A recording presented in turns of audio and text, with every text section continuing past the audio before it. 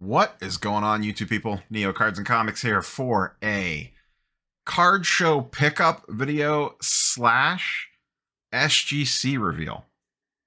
That's right, I have a surprise SGC order. The only reason it's a surprise is because I never did a submission preview video for it. I actually recorded one and kept getting delayed on posting it, and the order just came back before I could even get it up. So it's just a 4-card order, so it's not a big deal. And I just had a couple pickups from my local show this past weekend in Hartville, Ohio. So I figured I would just wrap this all up into one video. So let's do the card show video or card show pickups first, and then we'll get into the SGC order. This should, like I said, this should be a pretty quick video because I don't have a ton. I have 2 cards from that, and it was a 4-card SGC order. So like, comment, subscribe. You guys and girls know the whole drill. First thing was, this is a funny pickup. I picked both these cards up actually from the same dealer in 2 separate deals. I would consider him more a friend than a dealer at this point. I've done multiple deals with him, trades, at a lot of different trade jets. Masty_cards on IG. Always has really cool stuff. The one card of his I've been eyeing for a while and finally just decided to make a move on it. And then another one was a quick flip. The first quick flip one is this one. Vlad Prism, PSA 10, Topps Chrome. Once again, the Prism variation on the refractor. I'm a big fan of these. I know a lot of people don't like these. I actually think they look pretty good. So I got this to pair up with the X-Fractor that I picked up at the previous local show. So the funny thing about this is they had been comping for around 450 to 500, give or take. I think the last sale is 500, but that's kind of an outlier. They're mostly been right around 450. He purchased this card off of someone off IG, and they were delivering it to him at the show. He bought it for 380 off the guy with the IG seller. And I was joking with him, and I said, do you want to quick flip it? I said, I'll give you 400. You can make a quick 20 bucks. And he's like, no. And we went back and forth jokingly, and we ended up at 410. So he bought this card, and as soon as the guy walked away, he sold it to me for $30 more. So we both kind of got a good deal out of it. He got a steal at 380, and I feel like I got a solid price on it at 410. So we both win. And that's really, you hear like Kenny and Roth and those guys and Steve and us kind of talk about, like, let everyone make a little bit of cash on it. Perfect example of this playing out in real time. He finds a good deal on it for 380. He flips it to me for another pretty good deal, I think, at 410. He makes 30 bucks. I'll probably hang on to it for a little bit and eventually flip it. Or, like, for example, I'm going to Card Collector 2 trade night, most likely. I think I'm going to try to go on Friday. There's a Card Collector 2 trade night on Friday. I'm going to try to attend. Potentially there, I could flip this for 450 to 500 in trade value. So those are the way, we talk a lot about, like, how it's hard to make as much of a profit on the modern sports card market and all this, that, and the other things. These are the types of things that you need to be doing now to leverage stuff. He got a good deal on cash. I hooked him up. I got a pretty solid deal, not as good as he got. But we could both end up winning in this because I could potentially take this to a trade night and maybe flip it for 450 or 500 in trade value, or maybe resell it for 450. Maybe comps keep going up on it since we're in the lead up to the baseball season. Who knows? But these are the certain kind of edge cases that you need to be working. One of the key things is if you have a local show, you need to work that local show. I am very lucky. I've talked about this a bunch with Dakota and Steve and others. I have a ton of local shows. I've been going to them often enough now. I have built a lot of different relationships with dealers, and relationships are pivotal in this market and in this game. To have good relationships with your local people. They help keep their eyes open on cards that they know you may be interested in. Once you build up a relationship dealing with these people back and forth in good faith deals, both hooking each other up, taking care of each other, that goes a long way to future deals. So relationship building is extremely key at local card shows and even bigger card shows, if you're seeing the same dealers a lot. But pick this up. And then the other card that he had, which was actually the first card that I picked up, I had been talking a lot about picking up a Griffey Jr. auto. I got the Nolan Ryan kind of on the whim, actually sitting right back there. And I've been eyeing up a Griffey Jr. auto. And this is the card that actually kind of put the Griffey Jr. auto thing in my head. He picked this up and I've been toting it around for, I think, a couple months now. It is a Topps Tribute Ken Griffey Jr. It's numbered out of 10. I don't really care so much about the numbering. It's a PSA 9, but it is an auto 10, which is what I did care about. And it is a little bit of a color match. It is a purple, but in my opinion, the purple matches that blue extremely well. That nice little holographic look. And the nice thing about this card is they gave Griffey a massive chunk of the card to say, hey man, you do your thing with your autograph. We know you like a lot of space. And they gave it to him. And I think this is one of his, I did a mild amount of research into Griffey Jr. autos. I had no idea how to comp something like this because it's from 2015 Topps Tribute. It's 9 out of 10. It's a PSA 9, but a PSA 10 auto. Griffey has a lot of autos, but I didn't see a lot that were this big on the card itself, where they kind of gave him the space that he needed. And once again, I'm a sucker for that. Even though purple's not a direct color match, it just fits this card very well. I wanted him in the Mariners uniform, the blue ink on the white background, the holographic on it. I just think it's a fantastic looking card. I have no idea what I'm going to do with this. I'll probably hold on to it for a while, but you know how that goes. Right deal comes along and you'll sell your sister. But fantastic looking card, fantastic looking auto. And this I got in partial trade and cash. I traded an Acuna first Bowman Chrome base, PSA 10 that I've had for a while, and 300 in cash for this. So that was technically 600 in value, but it really only cost me about 500 because I was into the Acuna for pretty cheap. So once again, it was a way that I could leverage.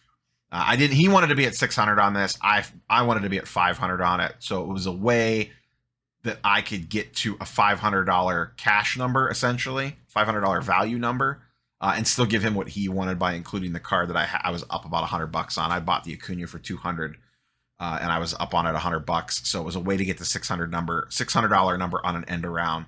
Got him a little bit of cash and also got him some inventory for the case. So, but absolutely gorgeous looking card. Once again, no idea how to value this. I have no idea if that 500 to 600 number is good, bad. Did I get ripped off? Did I rip him off? Is that fair? Curious for your thoughts and comments down below for anyone that really knows the Griffey Jr. auto market. I don't necessarily care. I just think it's a gorgeous looking card.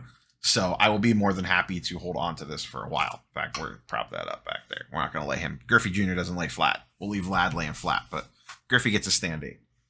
So those are the card show pickups. I tried to make some other deals. There was some other stuff that I wanted. Actually, someone else had a Vlad Prism. They were at or above comps on it. Someone had a Bo Bichette PSA 9 Refractor, a first Bowman, that I thought would be a nice low dollar play. They didn't want to move off comps on it. Actually, they were above comps on it. So I now know, I know for the most part when I go to my local shows, which dealers are going to be willing to work at around current market values and which ones aren't. So, you know, I know which tables to specifically target. I had someone reach out to me the other day about setting up at a card show and what I would do. And I don't have a ton of experience doing this. I partially set up at Atlanta. But I'll tell you from a buying perspective and also from the limited selling perspective I had. This is my take. Some people might agree with this. Some might not. If you're not willing to move the card at current market prices, and we all know what current market prices are, don't put it out. That's just my opinion. If I'm setting up at a show and I am putting cards in the case, if I'm not putting it in my case or on my table if I am not willing to move it at the current market prices. For example, there was a dealer that had, this is going to be super random, Gardner Minshew Select Silver Field Level PSA 10. They're doing about 60 to 70 bucks all day long. I saw it and I was like, I'm like, this might not be a bad little, get into it for 60, 70 bucks. Maybe he signs somewhere, or maybe he gets traded and it doubles in value or whatever. Maybe he doesn't, and then I'm stuck holding a Minshew Select Field Level for a year. Who knows? I mean, really no idea what's going to happen with Minshew. So I said, where are you at on this? And he's like, I'm not sure. I haven't checked comps for a while. Do you know what they're going for? And I pulled it up and I showed him. I was like 5 have sold in the last month for about 60 to 65 bucks. And he's like, no, I can't move it at that price. He's like, I'm at 120, 130 on it. So yeah, there's no way. He's like, that would probably be my price on it. Like, really? Just don't bother putting it on the table. It just causes unnecessary frustration where now the buyer gets, I personally wasn't upset because I get it. I run into this enough, but it just adds this extra level of frustration that now the next time I see that dealer, I'm going to be like, I'll just, I'm not really going to focus in on his table very much. And he might have something that I really like. I don't know, but this is kind of where my headspace is at on it. Don't put stuff out that you're not willing to move at the current market rate, because you're just going to lead to a sour interaction between buyer and seller there. And maybe that's right. Maybe that's wrong. What the hell do I know? Do your own thing, I guess. But that's how I personally approach it. I think it makes for making a lot more sales. Let's talk about this SGC sub, and this will go quick because 3 of the cards are the identical card. So I had sent in those 89 Comic Images Todd McFarlane cards. I got that sub back and actually done pretty well on it. The one where he was like swinging in the snow, I sold for like $200 on eBay.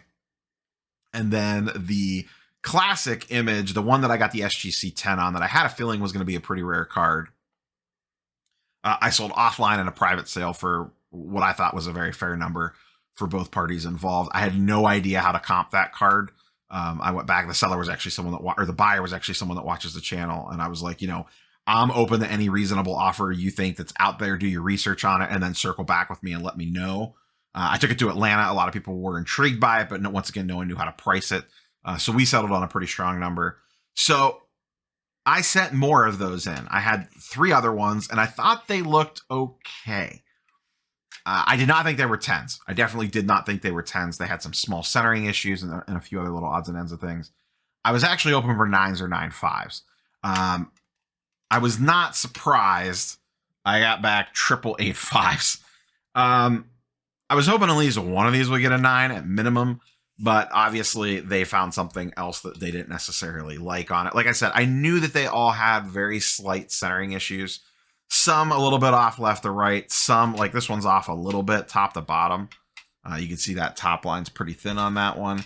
These 2 are better centered top to bottom, but a little off. This one's a little thick on the right. Same with this one, but not egregious. I thought the corners and stuff looked pretty solid. Surfaces were pretty okay. But they hit me with 8.5s. It is what it is. I have no idea what these will go for in an 8.5. I don't know if I'll even get my money back for grading. I'll probably post one up on eBay for kind of a high best offer, buy it now, and just kind of see what happens and then kind of go from there. I may actually keep one. I do really like the way that this card looks in the SGC slab. For some turnaround time purposes, I mailed this on, they received it on the 23rd. I mailed it on the 16th of February.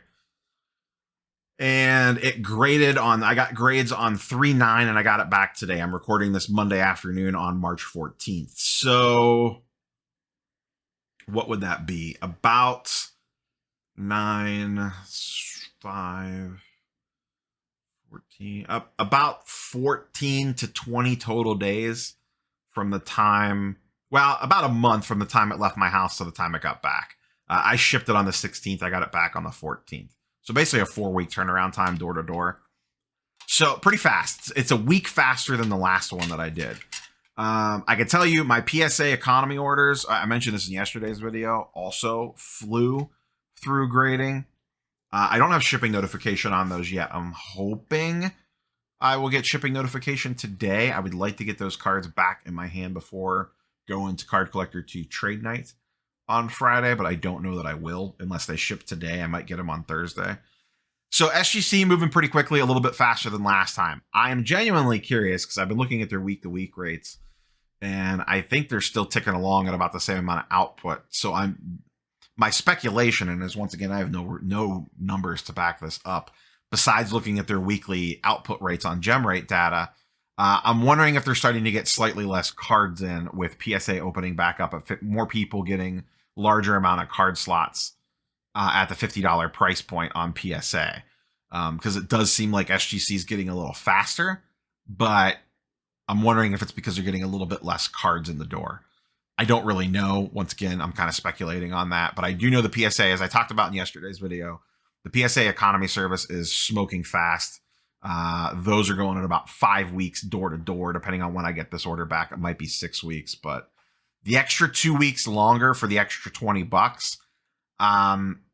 Just generally speaking, I don't know that I'll be sending much off to SGC if I keep getting in PSA economy lottery slots. I'm also running out of cards to grade. That's part of this as well, but we'll see what happens. And then the last card in the order is the more unique one. I'm not happy with the grade on this. I did not think this would 10 either. This got an SGC 9. This is Venom. The interesting thing here about this particular card is this is actually the first ever Venom card in a proper set. So it predates the 90 MU. This is 89 comic images. And I actually looked. This set came out just a few months after his comic book debut. So I was in a little roundtable discussion with a couple other Marvel card guys, and I was like, is this his actual first card? So this is actually Venom's first card. And once again, I did think this would look really good in the SGC slab because of, you know, the white border, the black Venom symbiote suit with the black tux. These cards do pop really well in these. I 100% admit that. I'm indifferent when it comes to SGC and a lot of stuff. I generally don't like them for Ultra Modern Sports. I generally actually don't like them for Marvel. Once again, when I use SGC, it is extremely targeted. And the target here is that these cards pop. These particular cards really look good in here, and there is not slab competition with PSA. And as more and more Marvel gets graded, there's going to be more and more Marvel going into PSA slabs, and that means slab competition, and that is not usually good for SGC prices. And I'll be curious to see what happens with SGC demand as PSA gets cheaper. That's probably a discussion for another video. I've talked about it a bunch on live streams, but it's just kind of a nature of the market. As PSA gets cheaper, it's going to put downward pressure on the rest. And though SGC has gained some grounds, mostly over BGS, there's still a decent wide margin between PSA 10s and SGC 10s. And it doesn't really change on the Marvel side. There's still a pretty good gap there, but it is what it is. That's all I have for you guys and girls today. Once again, little 3-card PSA or 4-card PSA order, 3 of the same cards, and then the Venom. I'm not sure what I'm going to do with this. I might throw it up. I might actually hold on to it. I don't know. I'll probably throw it on eBay just to see if any offers roll in. Once again, this stuff, I have no idea how to price it. I just best guess it and basically see what offers roll in off the table. And then I'll probably throw them up on my slabs too as well, just to kind of see what rolls in. But, yep. That's all I have for you guys and girls today. If you have any questions, leave them in the comments down below. Smash the like button if you haven't. And if you're interested in any of these cards, feel free to slide into the old DMs and shoot me an offer. Or if you want to go through my slabs or eBay, that's fine too. I'll have them posted up in both places. So we will catch you guys and girls on the next one. Peace.